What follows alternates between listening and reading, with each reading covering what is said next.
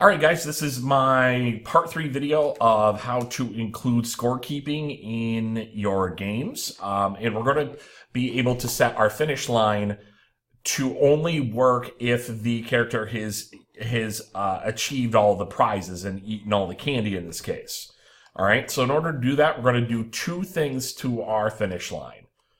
Now, as you see, it's already set to move the scene if the actor receives the event, overlaps or collides with Monster Purple. That basically means if Monster Purple and the finish line touch each other, then change the scene. Okay? So we're going to add two things. We're going to add an attribute comparison. We're going to select just what we did before, game prize count. Now we're going to make it equal to 0, and I'll explain why in a second. At the beginning of this process, we made our prize count 3, and then we said every time he gets a candy, we're going to subtract 1.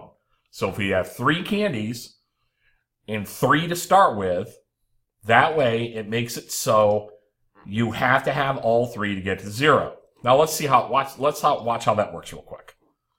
Now you can see the 3 here at the top. 2, 1. Now you can see I can't get out.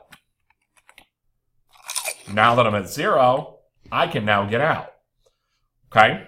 So right now the game count is 0 in it. So we got to add one more thing to this. So let's go back.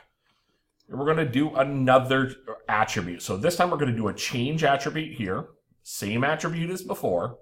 Okay? We're going to do game. And we're going to do prize count. Now, we want to change it back to the original 3. Okay? So that when you start the next level, okay, you're ready to go. Now, let's go ahead and take a look at that real quick. So we're going to have here, let's put our display box in here so that you can all see how this works. And let's hit play. All right, so a monster is going. 1, 2, 3. My value is now 0, and I leave. Oh, looks like I got to make one quick change there. Hold tight. Let's go back to my editor, my scene, my end scene here. I put the wrong box in there. We're going to do the scoreboard. That's exactly what I need. And let's put that in there, and let's try this one more time.